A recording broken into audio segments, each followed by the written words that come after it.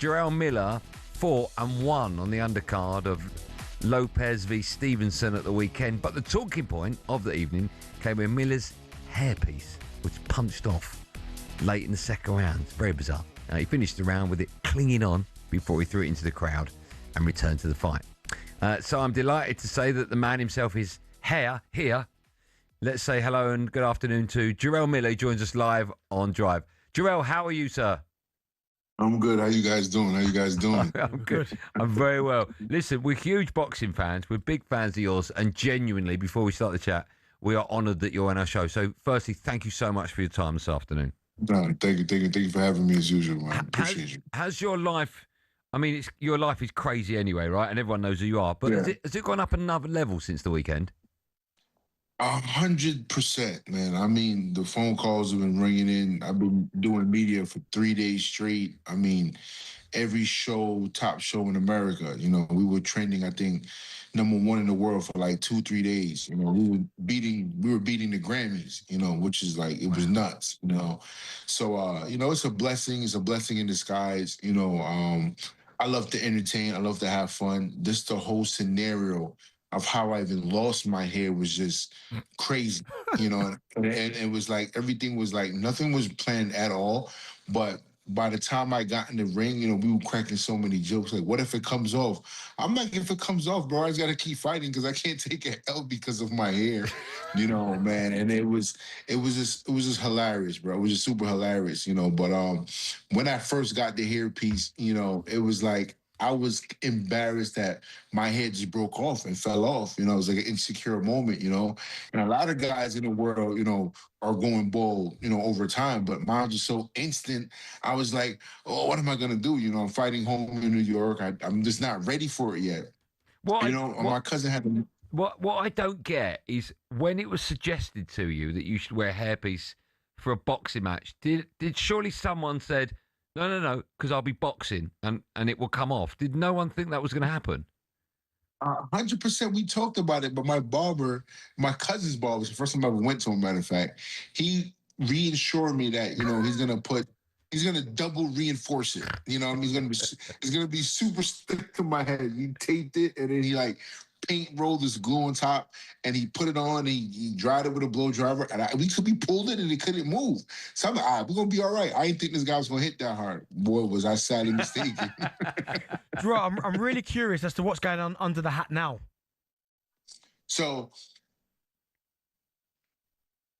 all right, okay. Because it's radio, so you've just lifted the hat up and it looks a little bit like it did when it came off. When it came off, what's going on up there? I mean, you guys can see a little bit of the new growth. You know, you see a little new growth that's coming in now. You know, I'll be honest, I can't. But, you can't. I guess I'm trying to make my own ego a little confident right now. You know what I mean? But yeah, man, it was hilarious, man. It was a funny moment in my head. You know, I just pray to God, you know, always be strong and be confident to handle certain things, man. And like I said, I wasn't sure if it was coming off, but I just felt like a draft, like an AC just hit my scalp, and I'm like, holy crap, did this thing come off? But I wasn't sure. Of course, I can't see the top of my head. But it wasn't until I sat down and my coach was giving me instructions, and he just could not pay, like he was stuttering too much. He just could not pay attention. His eyes were going up and down, up and down, up and down. And I'm like, God, if this thing is up, how can I know? So I'm looking at the Jumbotron. And sure enough, the minute I look at the Jumbotron, my hair is flapping and the crowd is going crazy. Oh! And I'm like, you know what? Let's run with it. Let's go WWE style, man. So I stood up, tore it off my head, threw it to the crowd, and I got back to work. And the last thing my trainer says, you're losing, you know, you're getting your ass whooped, basically. So I'm like, I'm getting my butt whooped, and I'm losing my hair. Oh, no, we can't do this.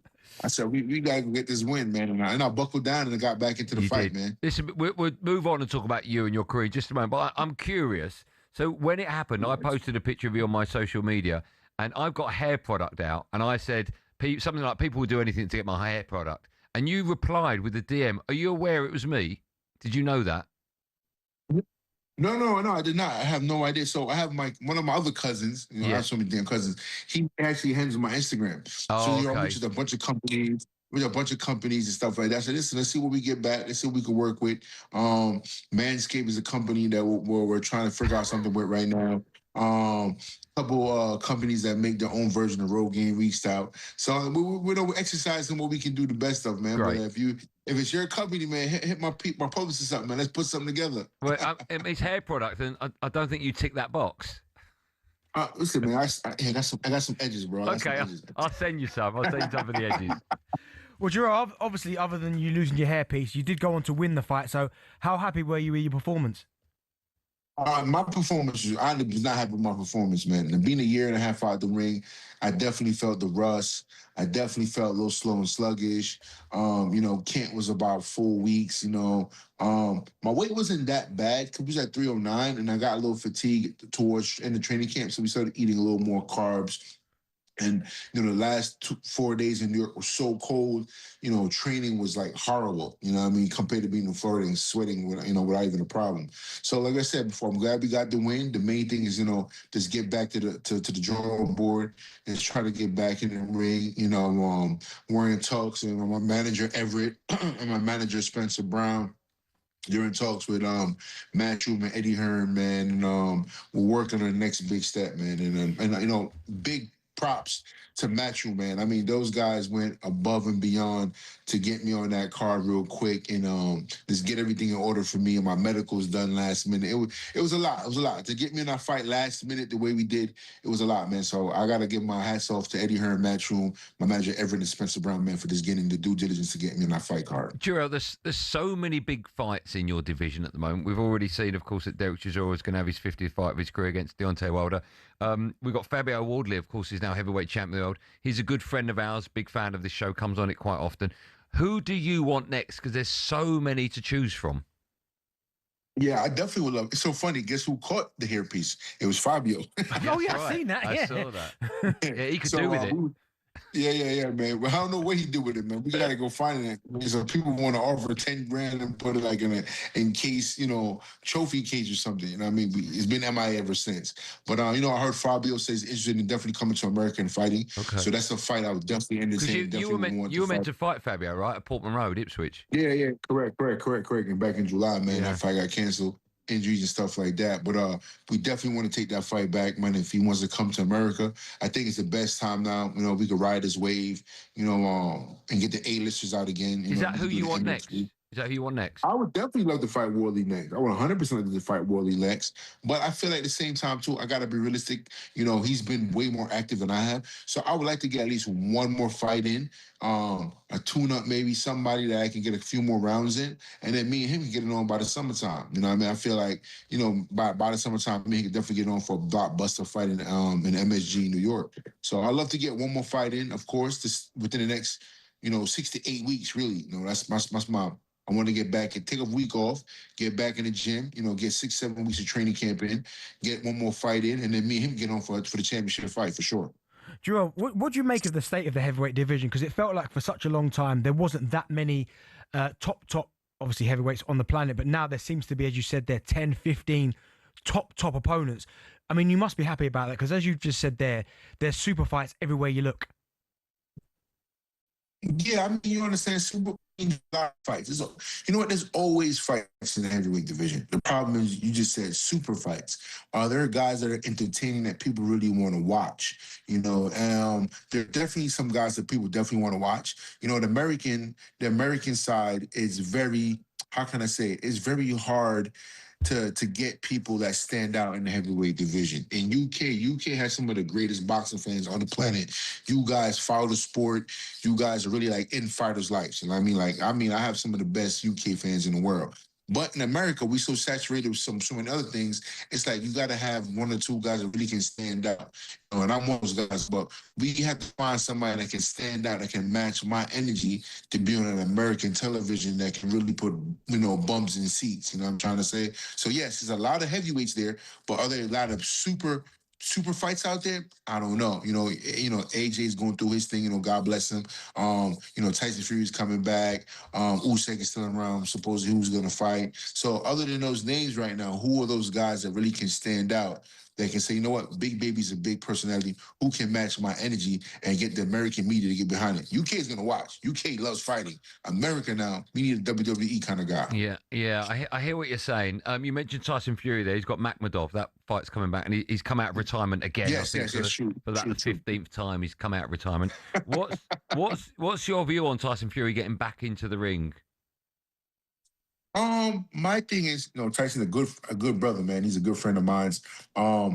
Tyson is just Tyson, bro. I feel like with boxers and fighters, sometimes we get emotional, and sometimes we need a break. Tyson's, super wealthy guy now. He doesn't need boxing. So for him, I feel like if he leaves boxing alone, a part of him is gonna die. So sometimes you have to do something that keeps you alive mentally and physically and emotionally, that gets you out of bed. And I think boxing is that for him, So I think he still has a couple more fights in him. I just don't want to see my brother get hurt or do this and he's not 100%. I'm trying to say. So I wish him all the best. As a matter of fact, he wants me to come to camp with him in Thailand. You know what I mean? So we might actually do that. Throw back a couple pints and hit the camp. You know what I mean? So that'd be amazing. Probably in a week or two we figure it out. But I wish him all the best. Okay, listen, before I let you go, I've got a question for you, a two-prong question. The first question, a short one. There's a reason I'm asking. Are you superstitious? Oh, I think he's gone. I believe in bad vibes. So you might call it superstitious, but I call it bad vibes. Okay, I'll tell you why I asked. Because you fought with a hairpiece and you won.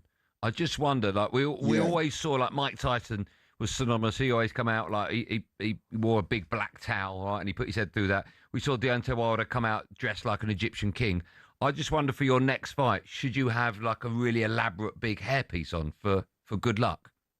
You're kind of reading my mind out, because it's so funny. I was talking to Shaq yesterday, and Shaq gave me some great pointers on how we should do something. So, you never know. With Big Baby at this point, you never know. That's why you got to tune in, and subscribe. Okay.